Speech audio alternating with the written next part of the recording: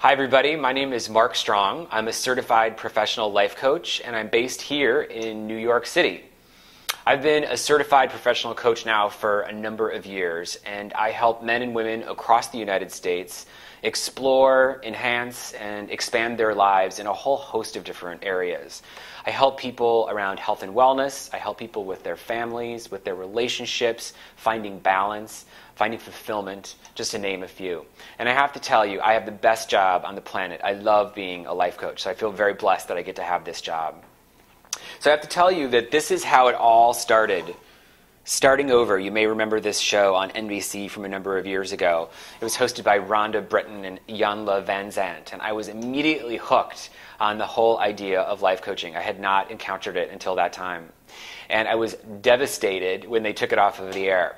But the reason I bring that up is because very soon after, I was struggling with some imbalance and burnout in my own job as an EVP at an ad agency here in New York City. And so I actually ended up hiring my own life coach named Damon, who I worked with 5 years ago and I continue to work with today. But just even after a few short weeks of working with Damon, I was making some really magnificent changes in the workplace. I was setting concrete goals, I was saying no to projects, and I was respecting my time first for the first time in a very long time. So I almost immediately was able to stabilize my career and start focusing on some of the personal goals that I had. And in no time, I found myself in this amazing relationship that I'm still in today. I finally got that muscular body that I had always been looking for. I spend more time with my family and friends than ever before.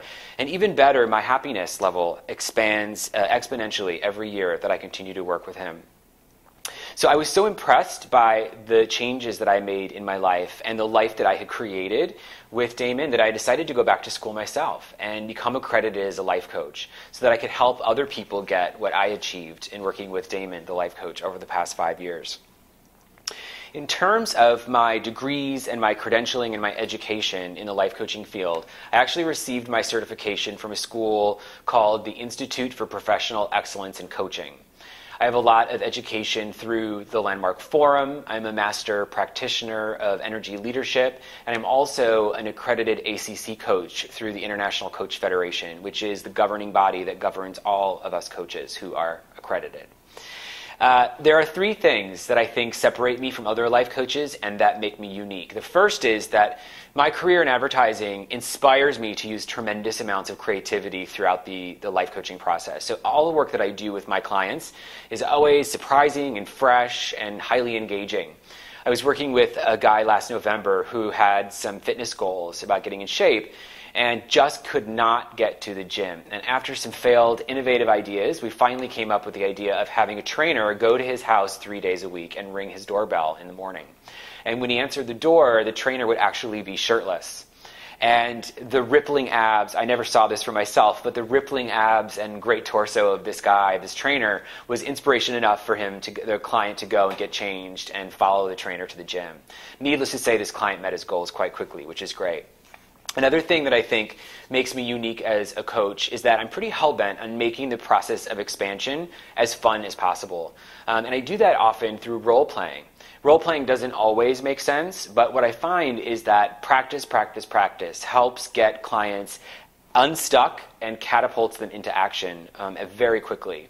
And just as an example, last week I was working with a woman who is refining some of her dating skills. And so I brought in an actor to role play with her. And she was a little bit uncomfortable and fumbling at first, but eventually she got into it and they started picking each other up. They started having conversations, asking the right kinds of questions, and moving the date forward. And we would stop at the end of every role play and debrief on what worked and what didn't work. And I think that a fun activity like this, the interactivity of the exercise, really raised the confidence of my client, and it was probably the most effective way to move her forward in the fastest way possible. So fun and role-playing is another thing that distinguishes me. And then the last thing I think that makes me unique is that I'm incredibly intuitive as a listener. I listen to my clients on many different levels. Sometimes I have clients who actually think I can read their minds, but in fact, really what I'm doing is I'm just listening at a level so deep that they haven't experienced before. And so that's one of the things that distinguishes me. And I think intuitive listening is kind of a cool trick, but it's a really important one in helping me build trust with clients. My personality is incredibly extroverted. I am quite vivacious and a pretty funny guy. I have a strong passion for life. I love people, I'm curious about people, and I'm most fascinated with kind of how our brains work and how we are hardwired, because it so helps me in coaching, and I love positive psychology and all that kind of stuff.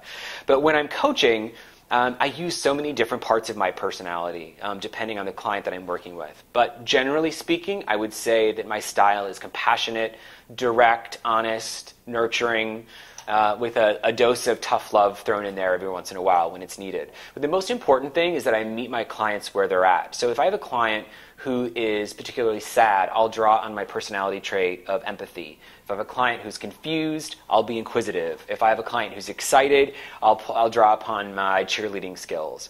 So it's important for me to meet the client, where they're at. In terms of my coaching process, there are essentially 5 parts to my coaching process, and they happen in no particular order. But the first one is, at some point, we're usually dealing with life purpose, their values, identifying what their passions are, and trying to figure out how they're going to spend the rest of their days on this planet in the most rewarding way possible. The second part is about goal setting. So I work with clients to set goals that are smart, that are measurable, achievable, reasonable, and time-oriented. And then we develop the strategies and tactics that will help them get there. The third part of my coaching process is about dealing with barriers. Where clients are clear about some of the barriers that have come up in the past, but we deal with the ones that also come up during the coaching process. And then we develop what I call obliteration plans, where we actually get rid of those barriers so that people can move forward.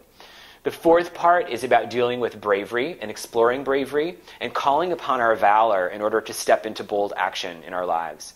And then finally, the fifth part is about accountability. My biggest job as a life coach is to help people do what they say they're going to do and keep them accountable for that. And I have so many great tools to do that, like the phone and email and texting and so forth. But the single biggest tool that I have is the cell phone camera. It's the coach's best friend. Nothing proves to me that you've done an assignment like a picture taken on your cell phone. So I use that quite frequently in my coaching sessions.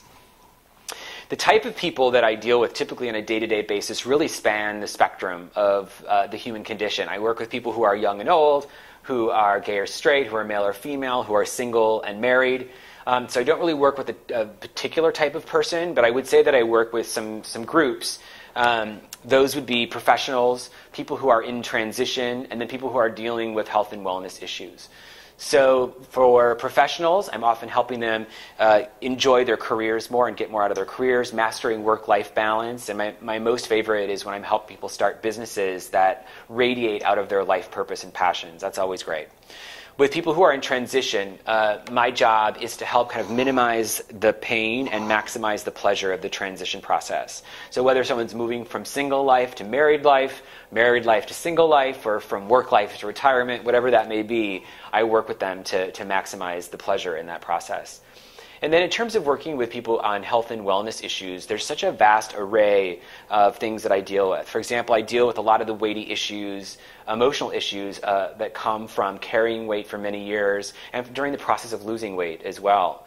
I help clients who are changing their body shapes. I help people who are embracing certain disease states or accepting certain physical limitations.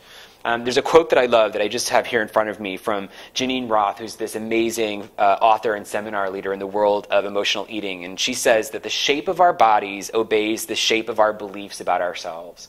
And I just love that quote because that's really what I do as a coach every day. I change beliefs in tandem while people are actually changing their bodies. So I just love that quote from Janine. The biggest difficulty people have in achieving major goals in their life, without question, is fear. Fear of change, fear of success, fear of failure. And I actually love working with clients around fear because when I can get a client through a baby step in facing fear, they're infinitely more willing to go at fear again. And once we start that process, life opens up and really starts to move forward quite quickly. So I love working with clients and getting them through things they're scared about. There are, of course, the external blocks that stand in the way of people reaching their goals. There's lack of money, lack of time, lack of resources, lack of education. And so we develop action plans together that will help us get more of those things. But without question, the most difficult blocks that come up are the ones that are internal. And I have a little chart here. I call them the gales. These are the internal blocks: gremlins, assumptions, interpretations, and limiting beliefs. The G stands for gremlins, and yes, it's the one from the movies that you think of.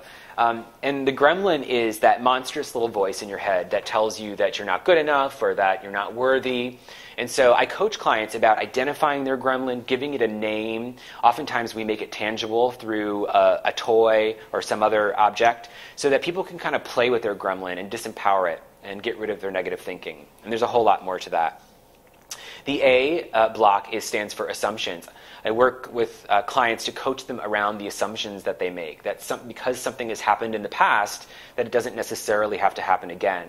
The I block is interpretations, right? So people who make up stories about things that have happened in the past, or they crystal ball into the future about what things are going to be like. So I challenge clients on that and try to open their perspective.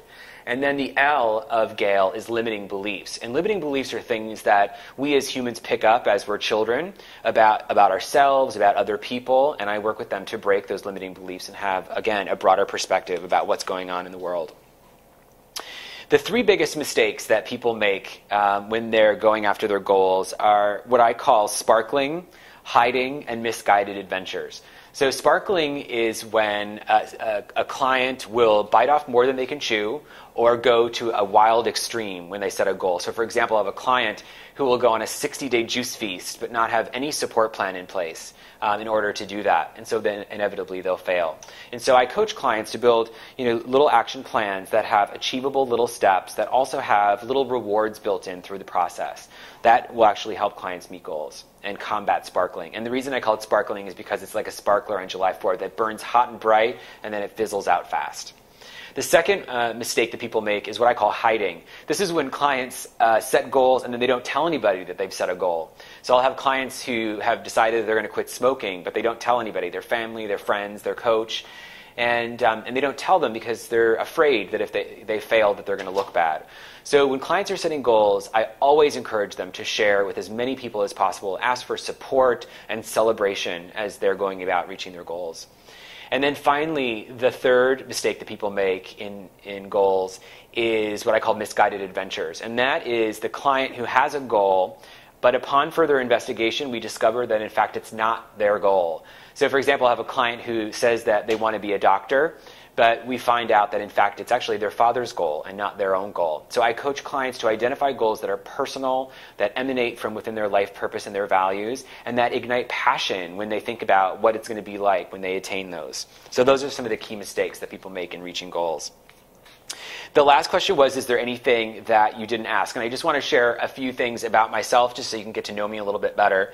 On a personal level, I'm a wild fan of the show Lost. I play oodles of tennis, and I'm usually the guy at the Apple store who's buying products when they immediately hit the shelves. I can't wait for the iPad to come out.